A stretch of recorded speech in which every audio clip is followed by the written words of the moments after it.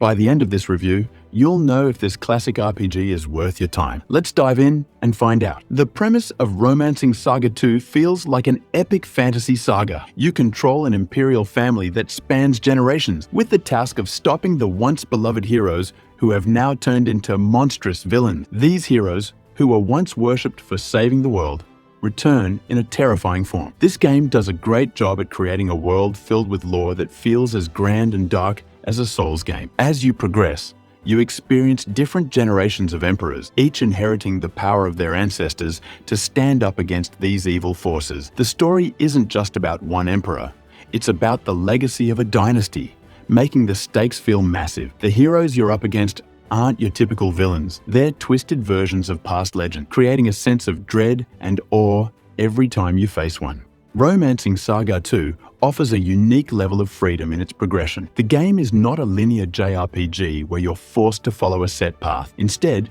you're free to explore the world and tackle challenges in the order you choose. This open world aspect allows you to discover side stories, called scenarios, each with its own challenges and decisions to make. These decisions can change the outcome of scenarios, adding an exciting layer of replayability. No two playthroughs are the same if you make different choices. That freedom, though, comes with a price. Sometimes you'll wander into areas where enemies are far stronger than you, or you might feel lost as the game doesn't handhold you through every step. It's up to you to find out what's going on in each region. And while the game gives some hints, there's so much more hidden for those who take the time to explore. Combat in Romancing SaGa 2 is turn-based, but it carries a tactical depth that sets it apart. There's no traditional leveling system, so characters grow stronger based on the weapons and skills they use. Want a sword master? Use swords frequently. Want a powerful mage? Use magic often. This system allows for flexible character growth, and while it's easy to understand, it offers a lot of depth as you unlock new skills and spells. Formations also play a significant role in battle. Each class unlocks different formations, and these aren't just cosmetic changes,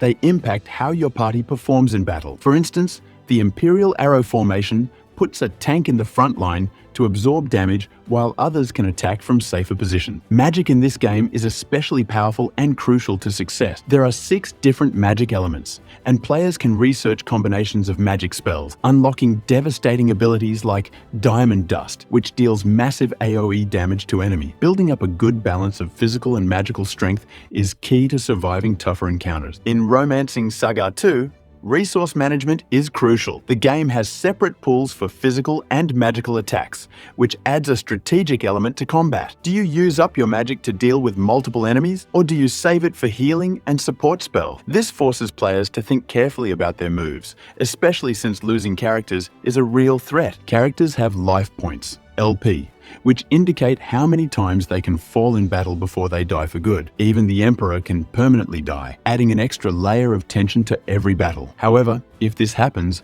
the game continues by moving on to the next generation of the Imperial family. While this system creates meaningful stakes, it also means the game can be punishing.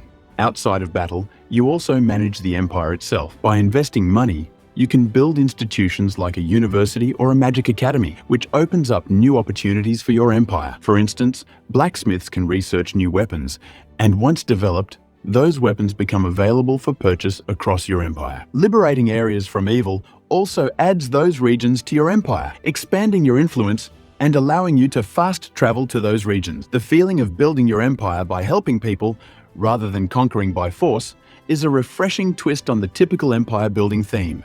While Romancing SaGa 2 offers a rewarding experience, it's not for the faint of heart. The game's difficulty can feel punishing at times. There are moments where bosses or enemies will wipe out your party with devastating attack, forcing you to reload a save and try again. While it's possible to run from any encounter, even boss fights, doing so can increase enemy scaling, making future battles even harder. The game also suffers from some balance issues. The difficulty spikes are often frustrating, and some players may find themselves resorting to save scumming, constantly reloading saves to survive. Additionally, managing the empire between generations can feel like a chore. When your emperor dies, you have to recruit new characters, re-equip them with gear, and relearn skills, which can be tedious. Romancing SaGa 2 Revenge of the Seven is a JRPG that rewards patience, strategy, and exploration. Its epic storyline, open-world freedom, and deep combat systems make it a standout game, especially for fans of classic RPG. However,